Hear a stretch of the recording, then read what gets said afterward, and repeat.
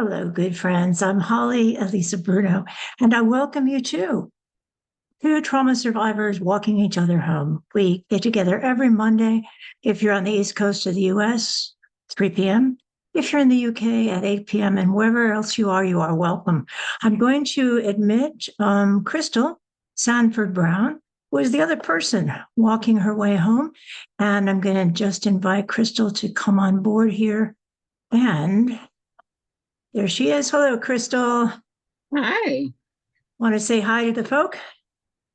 Hi, everyone. So Just Crystal's all set. Crystal and I are just coming back from a rather intense and powerful uh, annual conference for people that work with young children.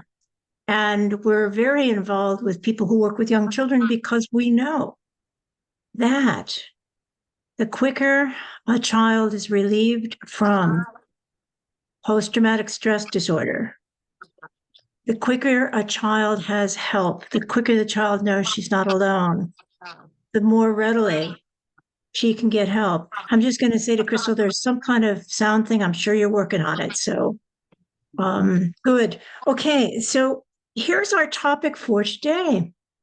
It's a sensitive one, it's a tough one, and it's a worthy one. And the topic is, are you a genius? Can someone who is a trauma survivor, who has survived all of those brain shutdowns, all of those executive function blackouts, whiteouts, all of those terrible times when we just are basically surviving. Can someone who has that type of experience be a genius? And what is genius anyway? Is genius defined by the number of points we have? And so if we're in Mensa, we're a genius.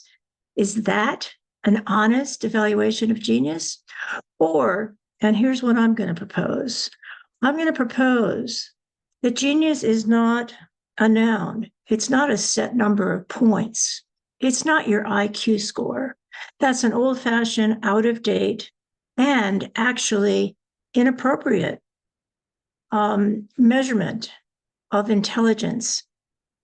What I'm proposing, oops, we just lost Crystal. What I'm proposing is that we look at genius in action.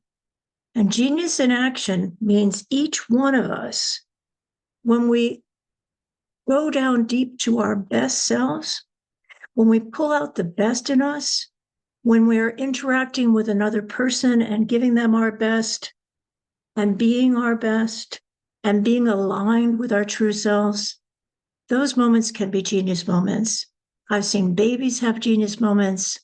I've seen adults. I've seen people who have been labeled as having all kinds of lacks have genius.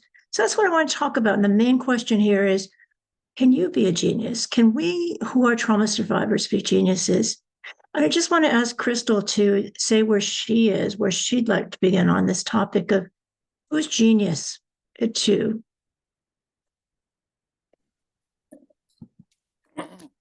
Excuse me. Welcome. Yes. Well, at the moment, I'm dealing with a cut finger. I'm rushing. I'm not feeling like a genius right now.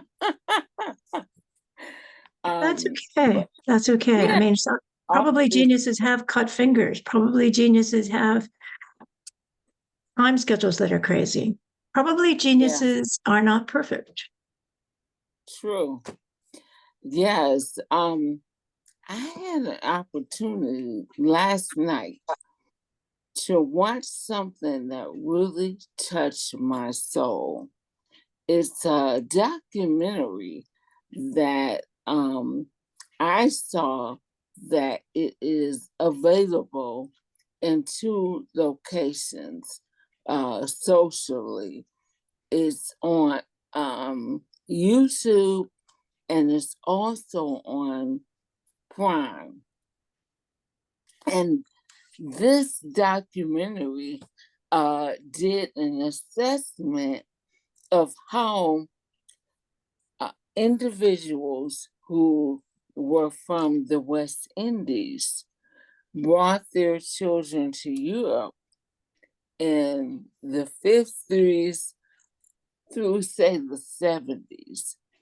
And because some of the families did not want large numbers of children of color in their children's classroom, they being the school district in parts of London and other parts of Europe, began labeling systemically children of color as unintelligent, stupid, all kind of negative educational, uneducational terms. And so, thank goodness, two psychiatrists came in and did an assessment, and they saw that the students were inappropriately diagnosed, many of them brilliant. But because once you keep telling someone what they are, they're going to tend to believe it. And so more recently, someone wanted to take a look at what happened to these children. And many of the individuals now in their 50s, 40s, and 50s didn't want to openly speak on this. The trauma is still there. And how it's so personally relative to me is because of family relations. My former husband is from Jamaica, and a lot of his relatives did migrate over to Europe for stability with their families, financial stability, and more importantly, to get to what they were believing, to get a half of their children better education. And this is what they experienced. Yeah. Do you know the name or maybe an approximate name of the documentary so people might want to follow up on what you're saying? Yes, I'll look it up. It's subpar, but I'll get the exact title. So what did you take away from watching that, Crystal? Oh, pain. Because I can recall being labeled again at that time when I was in kindergarten, well, actually, first and second grade, I received services for then a speech impediment. Do you feel you And, needed that? oh, I'm sure I did. Yes. Yes. However, I was not assessed visually also until maybe third or fourth grade. And while I was receiving support services, once I got a pair of prescription eyeglasses from the local health department assessment in the school, I was then within a couple of weeks moved up educationally. How many years did that take again? Was that 2 years? No, I want to say 3. Oh my God. Yeah, second through fifth grade. Oh my God. Yeah. And Did you, by the time, go ahead. I was going to ask you, did you have a sense of yourself from having been given those pronouncements? Did that affect how you saw yourself? At the time, I didn't understand why I was being taken out of my classroom into a room with one adult, and the adult would have me look at flashcards and say words. I didn't. I'm hoping that my parents um was given some type of assessment, but I don't recall, you know, myself being told. How confusing that must have been. Hmm. Yeah. I mean, which is coming from a conference where I'm always reminded of the brilliance of children. I'm reminded of how there's innate intelligence in every child, pre-verbal children just coming onto the earth, very, very bright and capable, and they know their job. Their Hmm. job is to learn, and they're all about that. And they find their own way to learn, including trauma surviving children. I appreciate very much what Dr. Judith Herman, who's at Cambridge Hospital in Massachusetts, what she said about trauma surviving children. She said, look, sure, there are all these problems, but trauma surviving children also have, and I love this phrase, remarkable creative capacities. Remarkable creative capacities means that we figure out not just how to survive, but how to become something when we're being told, whether it's the study you're talking about or the lack of information you got, we're being told something's wrong with us. Hmm. And we're being told you don't quite fit in. And Hmm. yet, these remarkable creative capacities let children find our own way. And Crystal, I want to thank you for bringing up the concept of the double trauma. There's the trauma of being a child who comes from violence, sexual abuse, emotional abuse, or neglect, but there's also the trauma. There's also the trauma of the racial dynamic always going on, always going on. And I'm reminded of Dr. Clark, who did the research upon which the Brown v. Topeka Board of Education case was decided. Thurgood Marshall, not yet on the Supreme Court, but arguing that Black children deserved to have the same amount of opportunity that Hmm. every child had, every child, meaning people that weren't not children of color.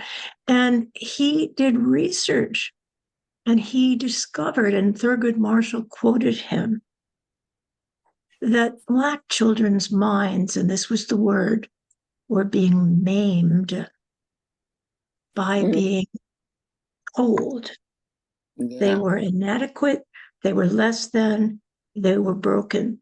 It's no accident that during those studies, the children were given a choice of dolls. Did they choose the Black doll? Did they No. choose the white doll? I know you bet. They didn't choose the Black doll because that was not the favored. And so, Crystal, I think you've nailed it here. It's a double whammy, and it goes to the core of who we are. As a child, you did not understand what was going on. You just knew you were treated differently. Right. And being treated differently wasn't like to say, well, Crystal, you're a genius. That's why we got you here. No. Yeah. I can assure you that was not said.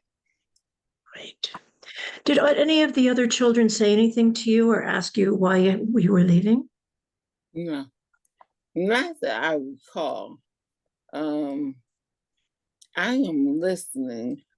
However, I'm working on technology over here. Okay, so I'll go ahead then while you're working on technology.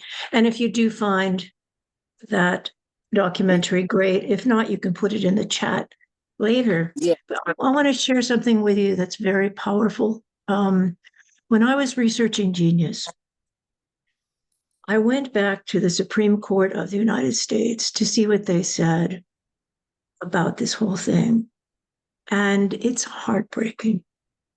It's heartbreaking because the Supreme Court of the United States literally said 3 generations of imbeciles is enough. It's okay to sterilize people who are, and this was the term, feeble-minded. It's okay to do that because we don't want any more generations of them. Hitler looked at what our country was doing. We had sterilization going on in different states of people that were not seen as worthwhile being able to perpetuate themselves. Hitler looked at that and thought, oh yeah, that makes sense. It's one of those things in our past, Crystal, one of the many things like taking responsibility for slavery, taking responsibility for putting Japanese people in internment camps that we don't talk about. But I went back and I read not just the cases, but the history of IQ behind that.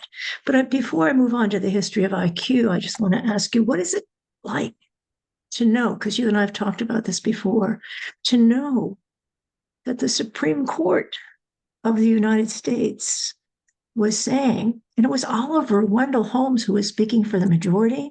He's like, well known, Oliver Wendell Holmes, but who knows? Who knew that he was the one that wrote that opinion saying 3 generations of imbeciles is enough? When you think about that, what comes to you? Oh, it's tough being a person of color in this world. It's not something that we can say, oh, that happened to me one time. Things happen every single day. So think about how they accumulate and the pain of when something happens. It's not most times the pain of one thing, it's the combination of it all. And so for me, have had to make decisions in my life. Okay, how do I handle this? Do I need support handling it? And how soon can I get it resolved? Otherwise, it continues to build. No one wants to live like that. But that is the life of people when people see you subpar. Because of the color of your skin, it's that fragility. I can treat you any kind of way. That hurts. Yeah. That hurts and that continues. And that's when I was researching tribal psychology, a lot was written about tribal psychology during I think Crystal will be no, I'm still with you. Okay, hon. During the past 2, 3 elections, because when the facts were given to people, and the facts were so clear, 1+1 is 2. We think that's clear. But instead, people could look at the facts and say 1+1 is not 2. And that is when the additional craziness of not believing ourselves was underlined for trauma survivors. And what does that mean? Trauma survivors are taught to distrust ourselves. If we can't trust the people taking care of us, how can we trust ourselves? There's a study that says a child learns who she is by looking into the loving eyes of a caregiver. Well, I'm here to tell you that I did not look into loving eyes. My mother wanted to have loving eyes, but she was psychotic. I look into her eyes and she much of the time was gone away. Or in postpartum, she wasn't there. She just simply wasn't able to be there. So I was looking at blank eyes. There was not there the reflection, the great celebration of any child who deserves to be celebrated just for being born. My father was a narcissist. He never, in his almost 101 years, never could he see me. So that study that says we look into the eyes of our caregivers and we find out who we are through their loving eyes, trauma surviving children don't get that.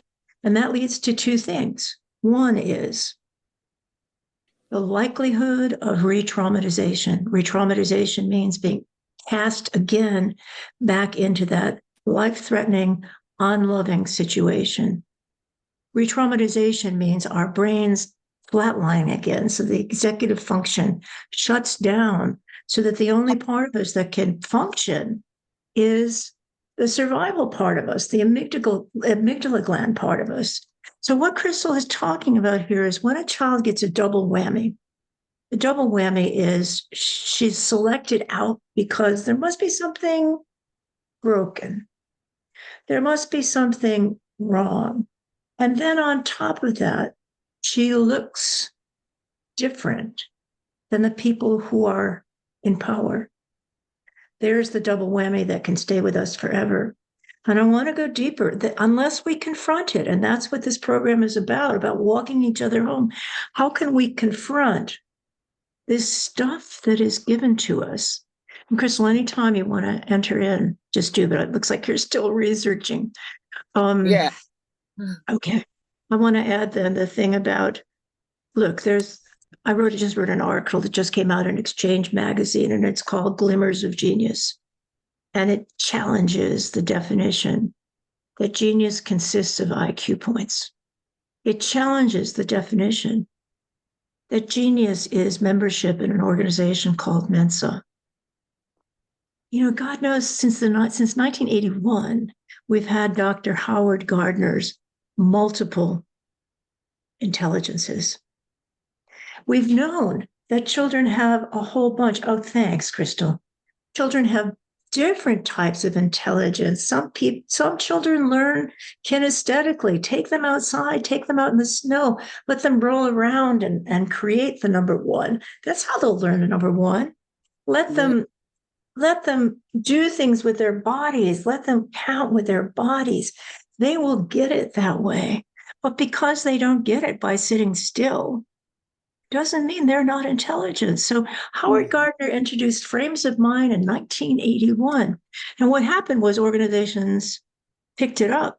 Head Start was one of the earliest to use multiple intelligences. But we rarely use those with adults.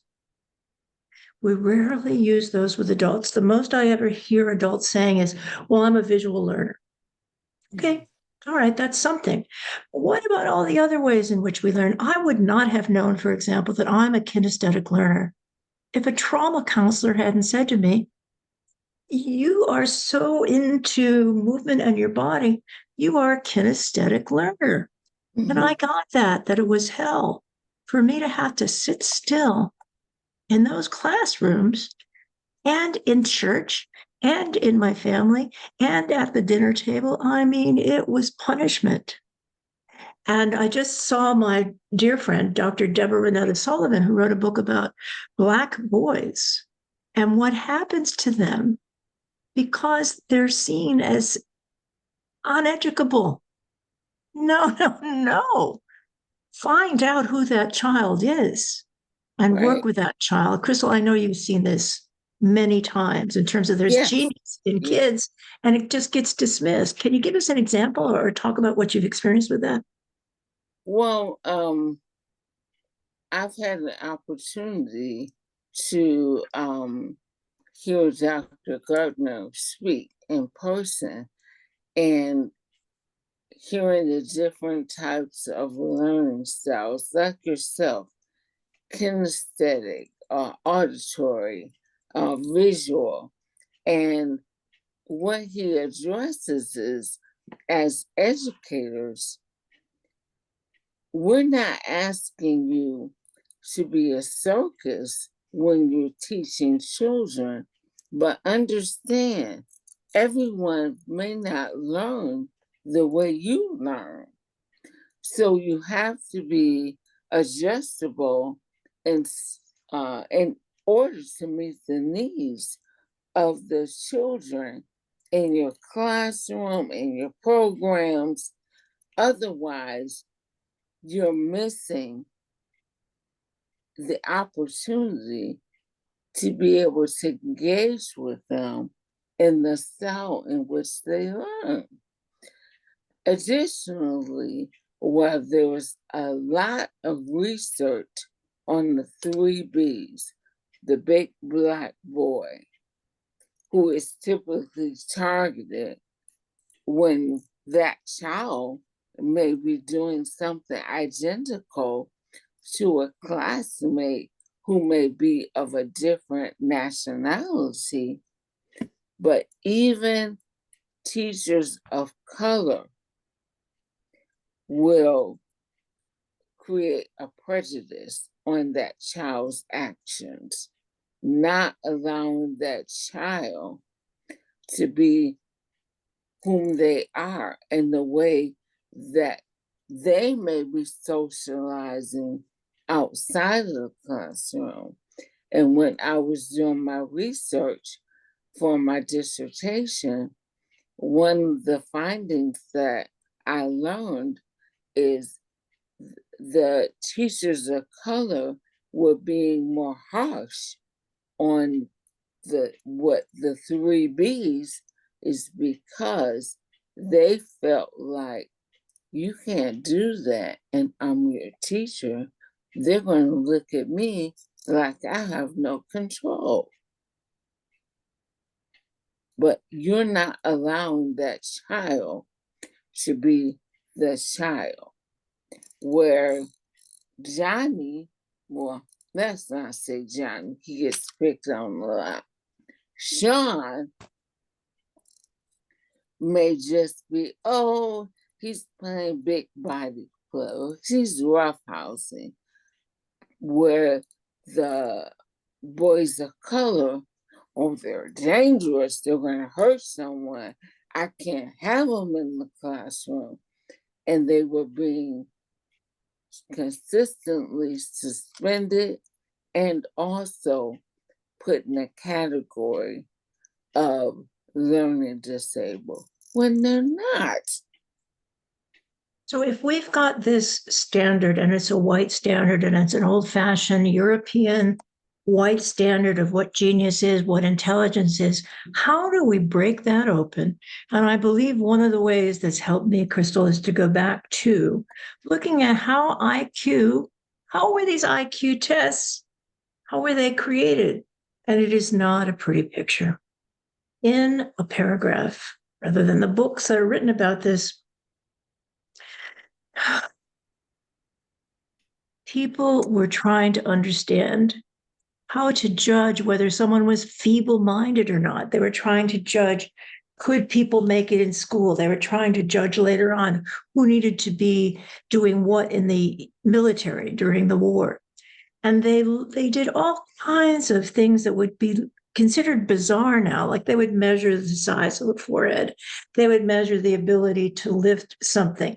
They would measure these outdated, outmoded ways of apparently saying that someone was intelligent.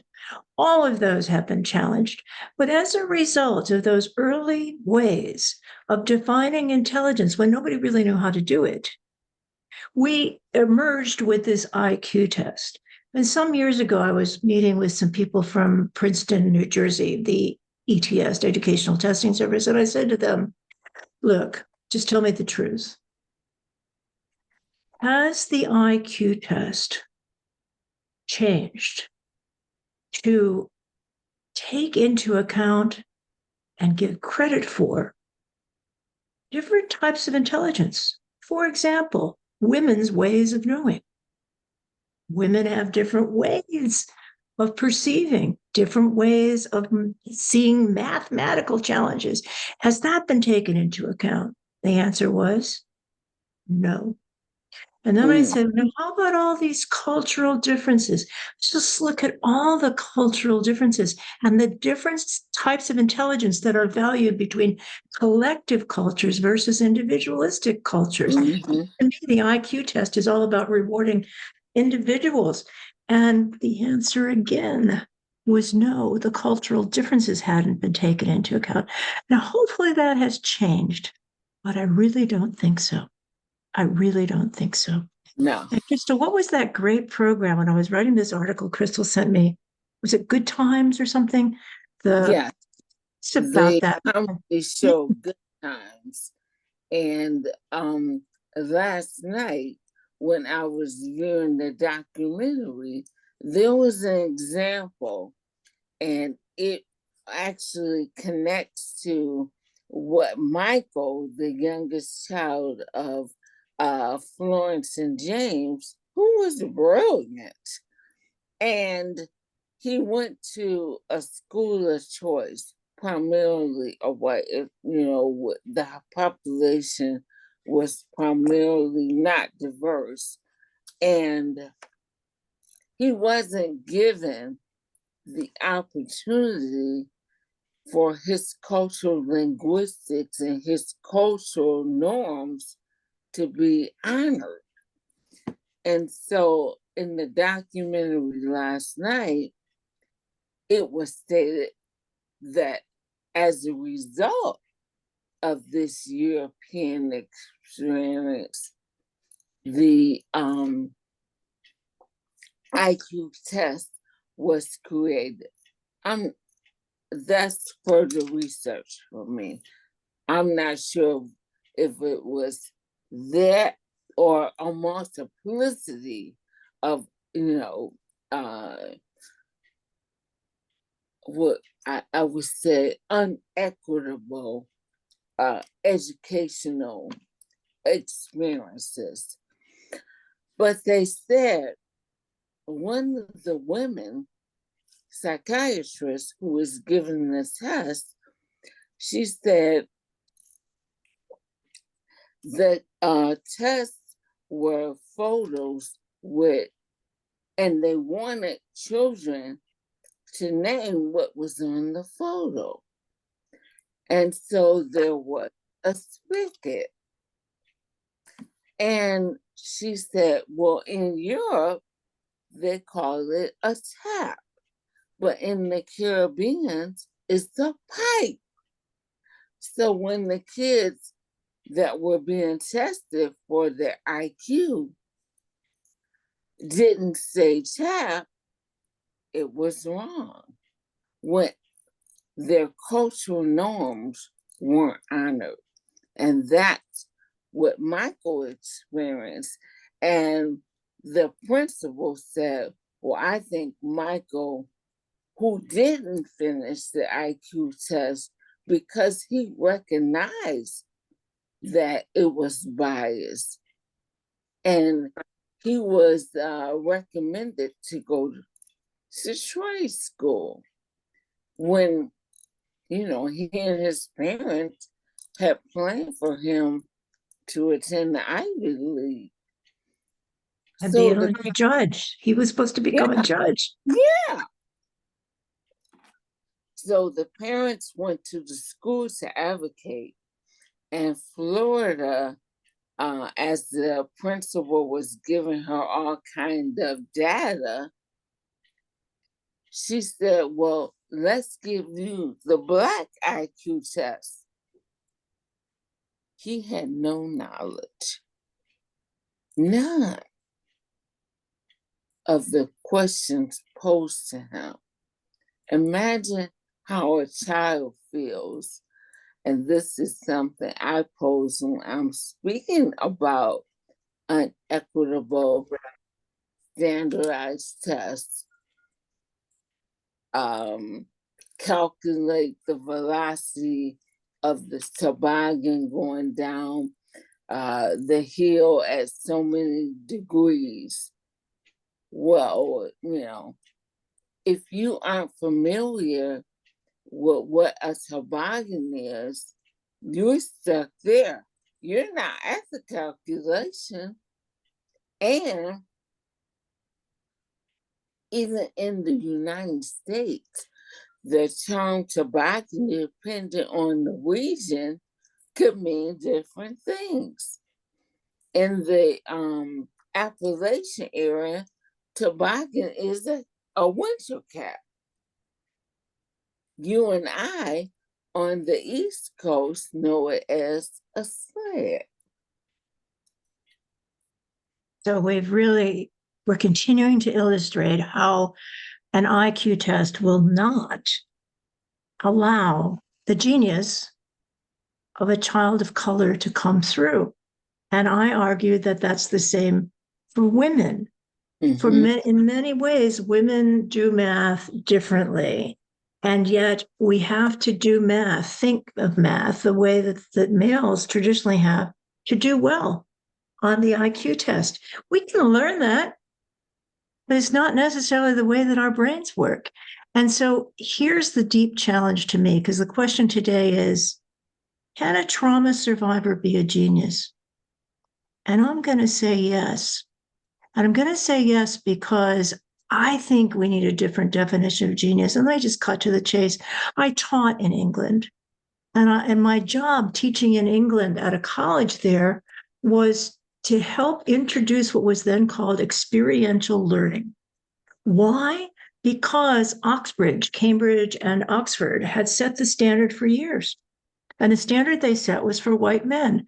And the standard for white men was, can you sit still, obey, and repeat the essentials of classical letters? And if you did that, you could do it if you were brought up to do it, if you were privileged. And if you weren't brought up to do it, you had to take a whole separate pathway. Mm-hmm. I watched people get bounced out of law school, not because they weren't bright, perhaps geniuses, but because they didn't have the privilege that most of the men going to law school had. So as I just cut straight through everything, Crystal, what I see is that we have this concept, which is so outmoded, and I don't even know if it was ever true, of the sage on the stage, where there is a white person who's got the knowledge and is going to impart the knowledge. How long has that been outmoded? And yet, IQ tests measure intelligence that has been caught like that. Mm-hmm. And it measures logic only. I mean, one of the other problems I have here, having had my 3 years of schooling in law school in logic is only one of the many ways to problem solve. And it accounts for only 20% of the decisions we make in life, according to Dr. Daniel Goleman, who wrote extensively for Harvard Business Review. And what he said was, get over ourselves. Get over ourselves. It's the relational aspect of leadership that makes all the difference. It's not, can you do this heavy analysis? Well, do all the heavy analysis on earth, but if you can't communicate it to people, it's going to drop dead in the forest. So we've got this old-fashioned sense of what learning is, and we've got this outmoded sense of what intelligence is. And I feel strongly that this was said, like, I don't know, 50 years about the divine. It was said that God is a verb, not a noun, that God changes, that God flows, that God fits into all kinds of different circumstances and situations. And I like that. I like that idea. And I'm thinking, well, let's look at genius. Genius is a verb, not a noun. A noun would be something static, like I have X number of IQ points. I belong in Mensa. so I'm smart, I'm a genius. But what are those folk ever doing? And there's the next question. What do we do with that? Is genius just a matter of points, brain cells, or is it a matter of what do we do on Earth? And my strong feeling is that everybody has the capacity for genius from birth till death if we simply invite that person to share her best self, her truest self in the moment, usually in an interaction with another person to help the other person. Fred Rogers is a classic example of this. His genius, Crystal, can you think of like an example of Fred Rogers, a genius? Yeah, I should have written down some of the names before the show. On the conference before NACY, I only have one day at home. I attended the Michigan Association of School Board Conference the week before, and we had a presentation by two phenomenal men who didn't have an early childhood background. One was a teacher, the other wasn't. However, as two individuals living within the same region, going to school together, they connected. And because they lived in the town where Fred Rogers lived, they did this research. And what they addressed is that his brilliance was so above the time when he was on television, when things needed to go like this. But Fred Rogers would say, we're going to be quiet for a minute. That was unheard of. Or when he would engage and speak about topics the others wouldn't even address. He had gone to theological seminary. He had, just a wealth of knowledge. Having had the opportunity via NACY when I was vice president of the governing board, I had an evening with Joanne, his wife, before she passed in 2021.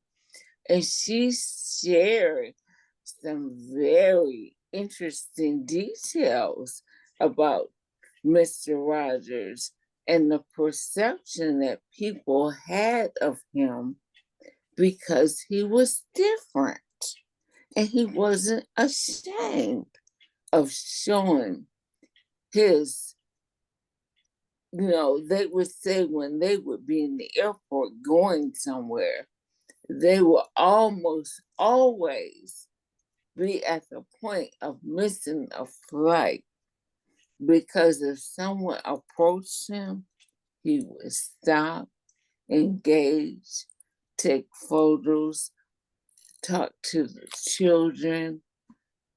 He was not like, what's his name, Simpson, running through the airport. Oh, Jay, Not Mr. Rogers. I hear you because what you're saying about him is and here's the genius, he had genius in the moment to be present and listening open-heartedly and creatively to every person with whom that he was with. For example, at the documentary done about his life, it was beautiful because some of us remember the episode where a young child in a wheelchair that had a tracheotomy was on. And when Fred Rogers, this is it, this is genius. He welcomed that child like any other child. He talked with that child like any other child. And then, along with talking with the child, he asked the child to talk if he wanted to about why he was in a chair and what that was like. Decades later, that child had grown up to be an adult. Mm-hmm. Was, and every one of us remember who had seen that remembered with tears in our eyes the moment when Fred Rogers' genius was, I see you, Yes. I hear you, and I don't label you and shut my eyes to you. It's another example of his genius was when during the time, and I grew up in this era, there were not supposed to be Black people and white people swimming in the same pool. No. And so Fred Rogers had, what did he do about that? He had this little wading pool on the show. And he said, it's hot. I'm going to put my feet in the pool. And his friend, come on over. Why don't you take your shoes off and join me? And what The was the deal there, postal Crystal? carrier. It was the postal carrier. And they sat there engaging with one another. It didn't matter that their skins were different, of different melanin or complexion.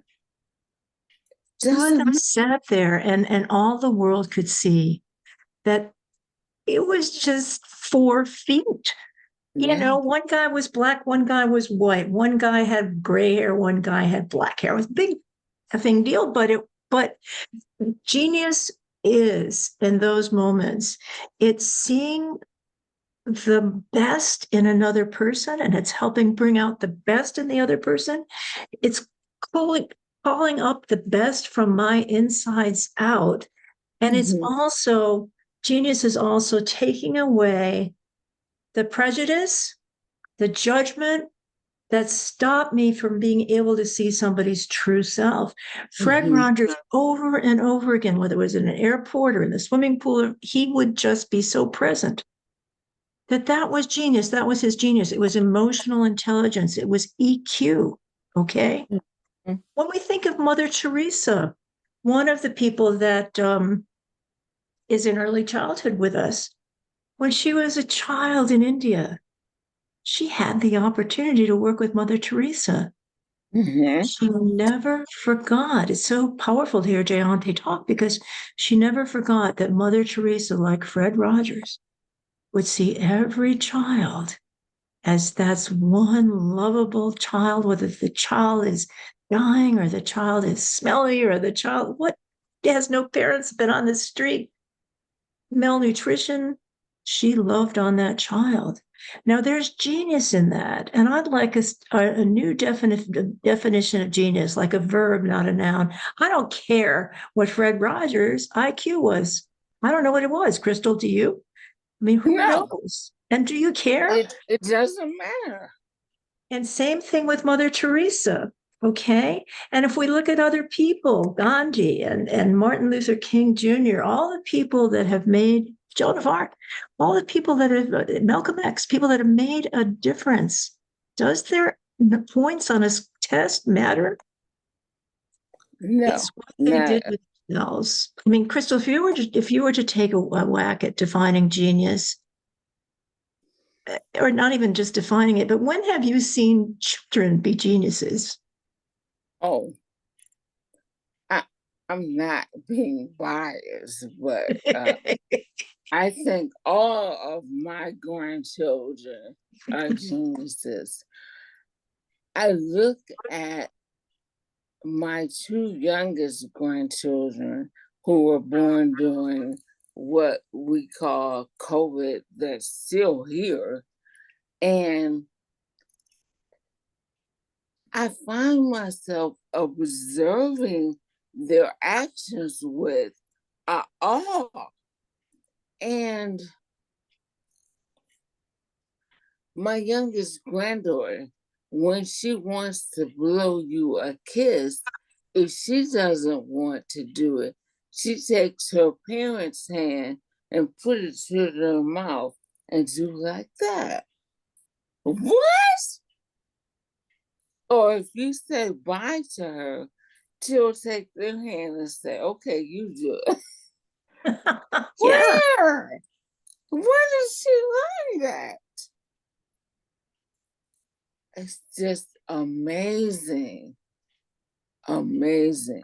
She turned 1 yesterday, had a fabulous celebration, and she was also dedicated on yesterday at her party.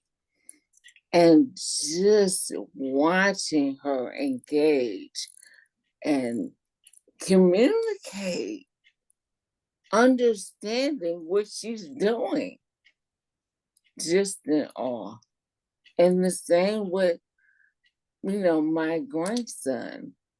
He knows the name of all of the characters he may watch. I'm just like, wow. You know, if I believe this, if I look at each child with the eyes of appreciation, I Mm-hmm. look at each child with an open heart and an open mind, and I ask myself, let this child just reveal who she is and let me appreciate and value what this child is. Genius things come out of the mouths of these children, and they're trying to make sense of a world that doesn't always make sense. My son, who is neurodiverse, as a little guy, said to me this thing that stopped me in my tracks, Crystal.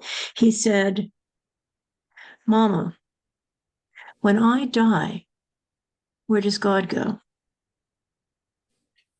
Now, that was a little guy. Mm-hmm. I think of that. And I think of all the children that are trying to make sense of things, and they're judged by the outside in. Do you understand it this way? This is the whole thing. Yeah, Coloring yeah. out the lines.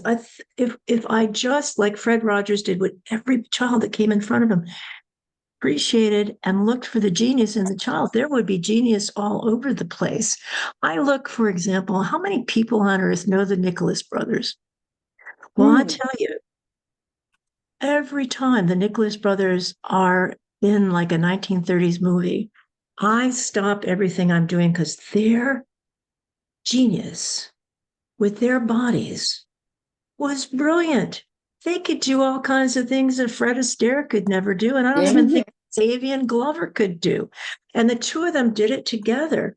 That was genius. And then let's look at Fred Astaire. People wouldn't give him a job. They said he's a funny looking guy with a weird Yeah. head and his ears stick out, and maybe he can dance. That man claimed his genius and will be Yeah. remembered for it. When we think about people who are genius, I don't think, I mean, sure, there's Einstein. Sure, there's Einstein. But you know what, Crystal? If you ask me or I asked you what the H does E equals MC squared mean, I'll make up something, but I don't know. I really don't know. I mean, I'm sure I learned something about it, but it didn't affect me. So, but he also said if you judge a fish by its ability to climb a tree, fish is going to think it's stupid. Fish, brilliant at what they're doing. Children, brilliant at what they're doing. But the question is in the interaction. Who defines genius? Who looks for genius? Who sees genius? And if I've got, and you were saying this before, if I've got a standardized test and I expect that the only children in my school that are going to be genius are the ones that are going to get high points on that, I've shut down the intelligence of everybody in that school because Yeah. I'm only looking at the kids that do well with test taking. What is that? What kind of a life skill is it to do well with test taking? Yeah. I think the last standardized test that I took was what was necessary as an entrance into my doctoral program. And I can recall going in the morning, leaving in the afternoon, mentally exhausted. Mhm. Like, I passed, but I mean, was that an assessment of my ability at that moment? Or was that a totality of how I think? No, it wasn't. I mean, what if I hadn't eaten, hadn't had an opportunity to sleep? You know, all of those factors you have to think about. What if a child, and I want to ask you about Dr. Judith Herman. What is her definition of someone who is a trauma survivor? Because think about a child who may be living with someone in their family, but technically they may be considered homeless or displaced or houselessness. I hear you. And I think you would love Yeah. Dr. Judith Herman. Her book is called Trauma and Recovery. And it's been around for decades and she's still around. She works with Bessel van der Kolk from time to time. She looks at trauma from the standpoint of two things. One is inside the family, which is where most of it comes from. And the other is cultural trauma. She looks at terror in public and how that traumatizes people. And she's essentially saying anyone who is stopped and terrified from living your life, and that affects the way you look at the world, that's a person who's traumatized. And so it can come from any source.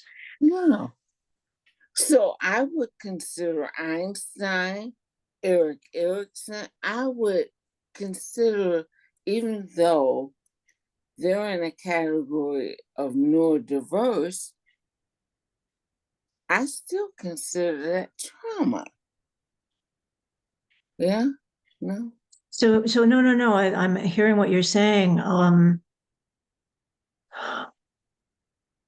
think what I'm hearing is this, that a lot of people who are declared geniuses by the traditional standard of genius, which is IQ testing, they may have been traumatized too, but their brains still work in such a way that they can do well on the IQ testing.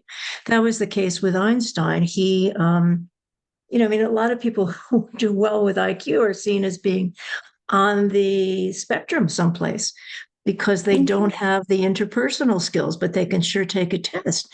So I think, yes, I think you got a really good point that there are people who are traumatized that still do well on standardized tests because that's the way their brains are focused. But what I want to ask us about is this. What about the people whose intelligence is interrupted by trauma? Einstein had support to go his way and study. He got to study. And there are a lot of people that get kicked out of school, like the BBB that you're talking about, like the creative person that causes trouble. There are a lot of people that get kicked to the corner, kicked out of because their trauma has caused them to look at the world so differently. And they're stereotyped. Here we go. They are stereotyped as broken. They're stereotyped as broken. And what I want to get down to here in this conversation about genius is, can a trauma survivor see herself as a genius when her family, her culture, her world has said to her, you're broken. You are broken. And how can a person come out of that and say, I've got genius. I've got genius. I remember in my case, in high school, some guidance counselor saying to me, well, you and your one sister, the one that became a psychiatrist, you guys have got, she said, near genius IQ. And I didn't know what the hell that meant. I didn't really care, but she was like puffed up about it. So there was something to it. And I said, well, what about my other sister? Well, she doesn't quite have it. And they told my other sister that she was not as bright as the two of us were. What was that doing to a person? She got her PhD. She got her JD, but she didn't think she was smart. She thought if I just take one course after another, Mhm. I'll get it. And the self-esteem, Crystal, you know this, the self-esteem of trauma survivors is so ripped apart and stampeded on that we don't consider ourselves geniuses unless we go into grandiosity. And grandiosity is pretending that we're perfect. Well, no, that's not it. So what I want to invite us to look at in our remaining few minutes is, and you seem so distracted by whatever's going on there. It's I'm like, looking at research. I okay, wanted to make sure I had the correct number, but I'm seeing two different digits. Um, for what? One of the pieces that of information that's coming out for the genius threshold says 130 and higher. But then another says, and this one is more, or actually the other one is more recent, 2023. This one is from WebMed, and it says when, oh, but one leading researcher in the 1940s suggested that um, the genius level was 180 and above. So it's interesting. Yeah, I researched that too, Crystal. And I had a partner that was in Mensa, and he told me Mhm. that 150 was the cutoff. I thought, well, I'm not a Mm. genius. But when I was researching this article, I said, well, guess what? I'm a genius. But what the H does that say? It doesn't say anything. It says, yeah, so now I can join Mensa. Big deal. But what I really want to get here at here is as trauma survivors, seeing ourselves as valuable people. And I think you and I were both told when we were told, don't you dare talk about that. That didn't happen. Oh, you tell anybody, you'll be in big trouble. That we had to shut off part of our brains. And Mhm. we had to shut off part of our creativity. And we had to shut down essentially the connections our brains were making. What I believe is a trauma survivor who finally says, bring it. These things happened. Those things happened to you, Crystal. Those things happened in your family.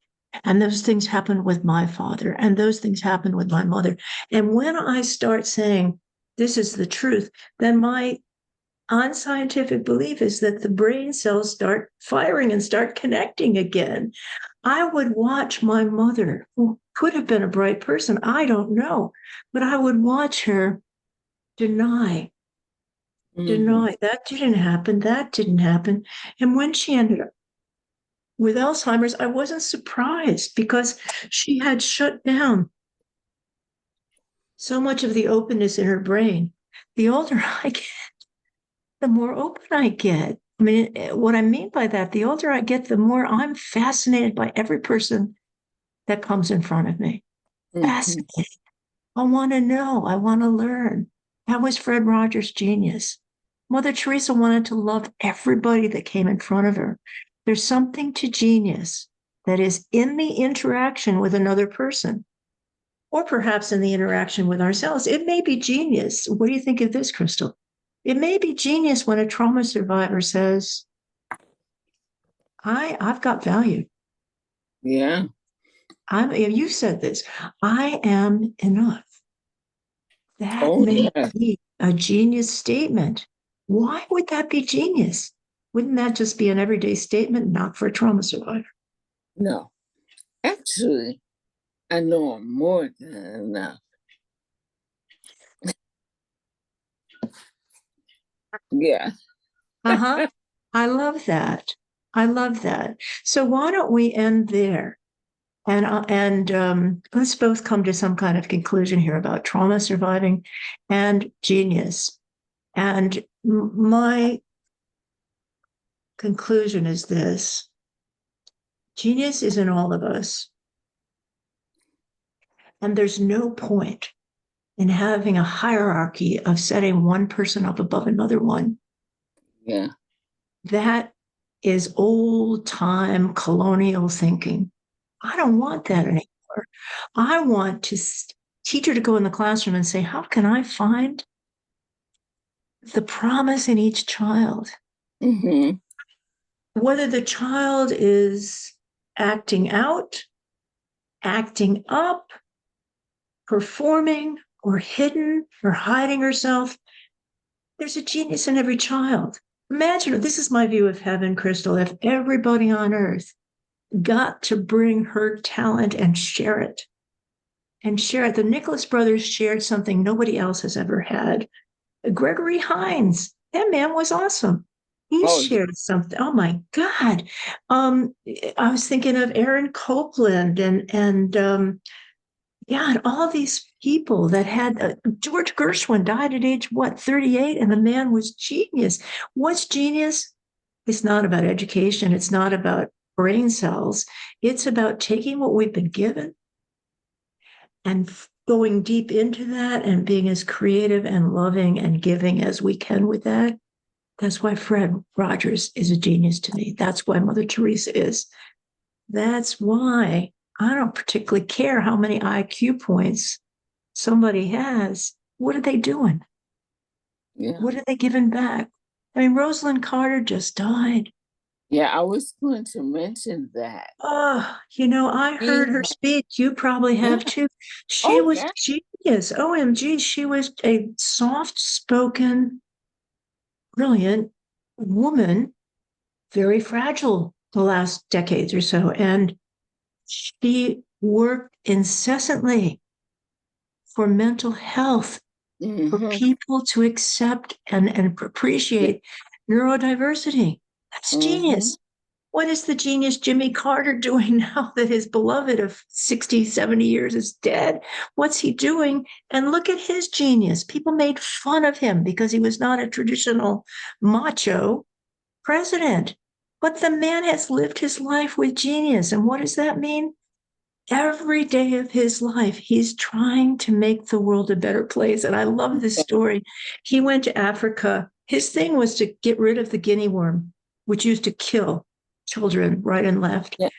Yeah. And when he came into one village in Africa, the children were holding up a sign and said, "Watch out, guinea worm.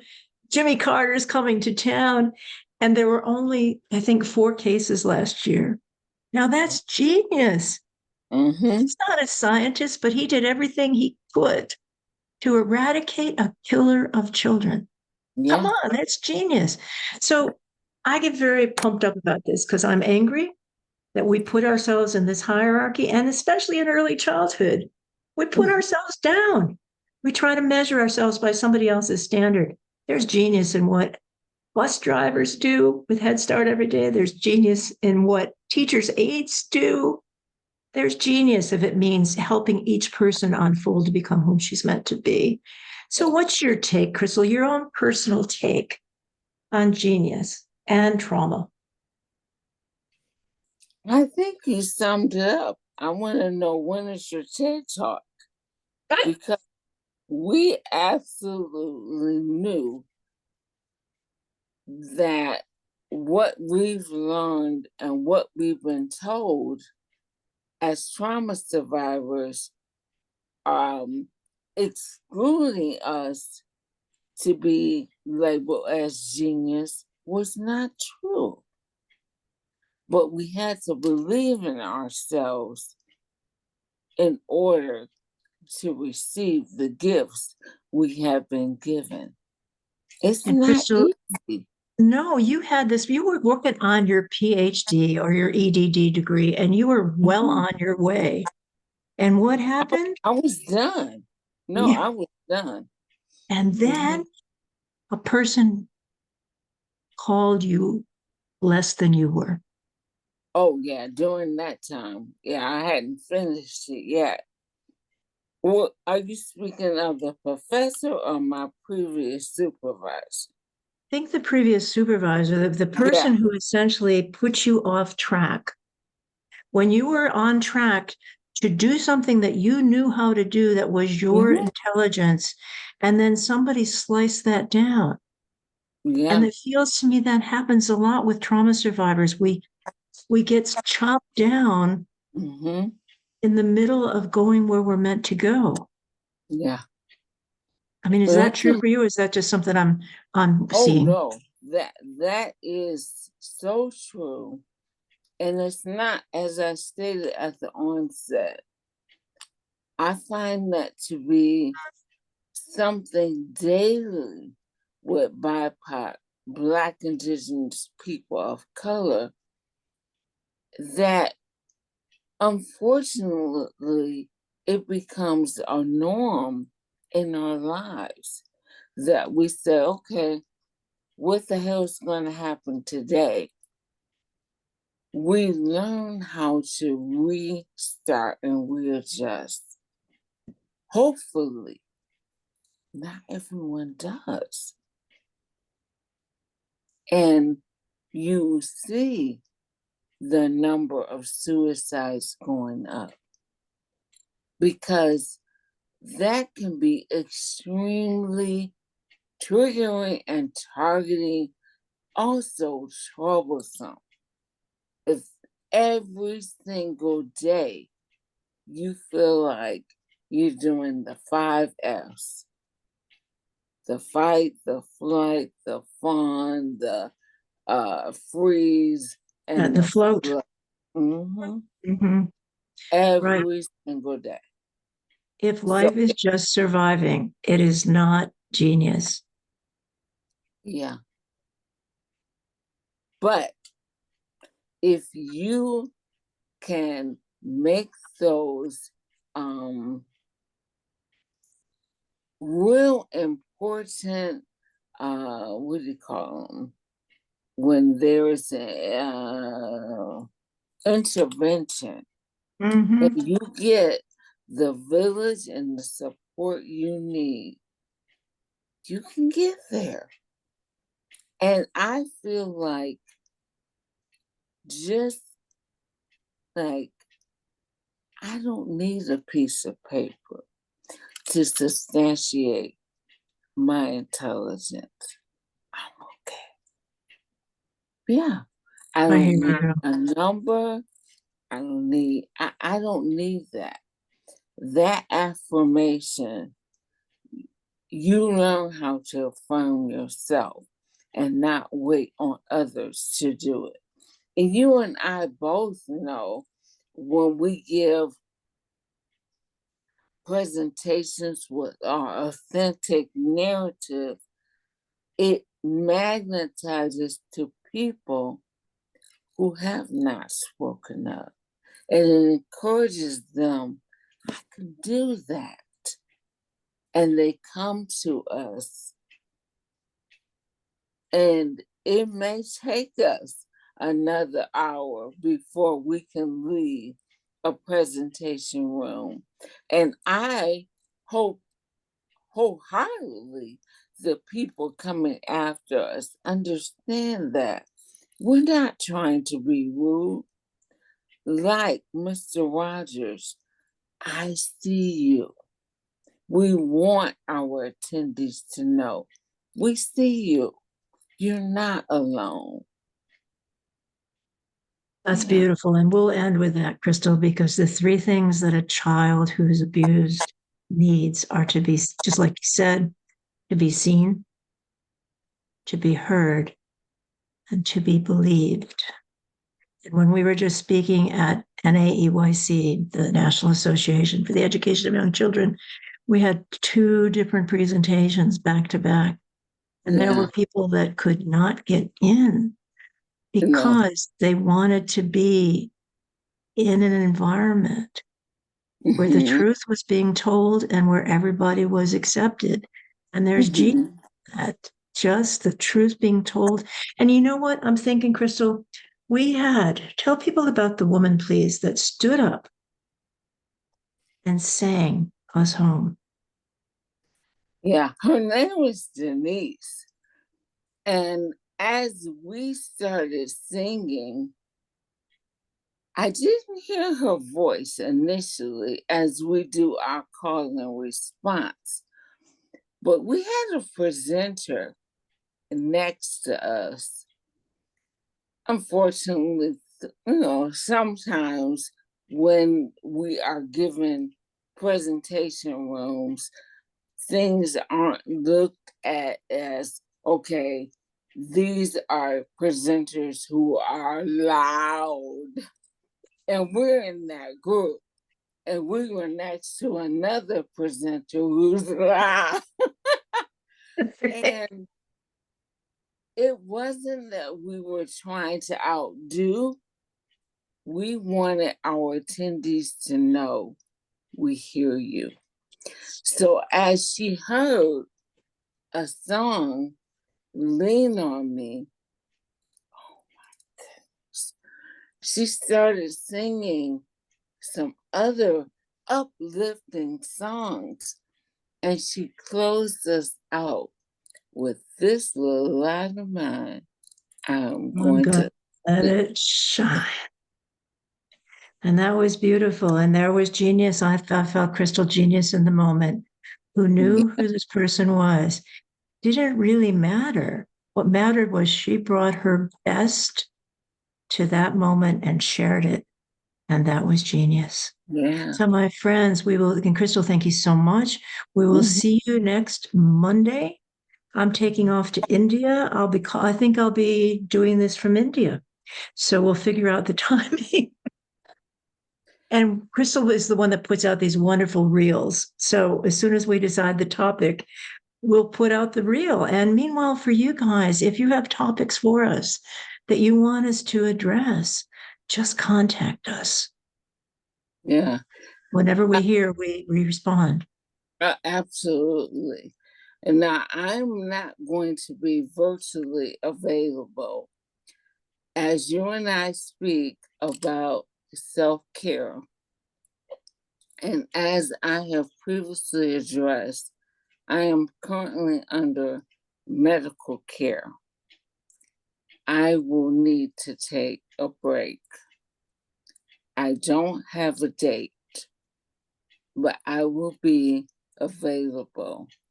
Unfortunately, I won't be able to be on virtually, but I will be here supportively, and we're gonna make it work.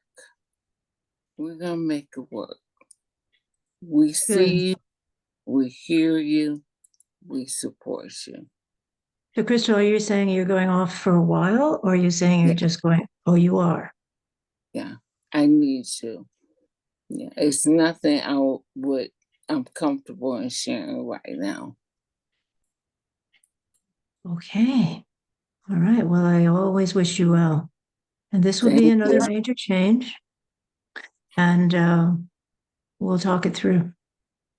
Well, Yeah, I'm sad. I'm sad and I'm sorry that's going on. yeah. I had an MRI last night, and I need to take a break. Okay. Did you get the result? You don't have to talk about it, but we'll be in touch offline.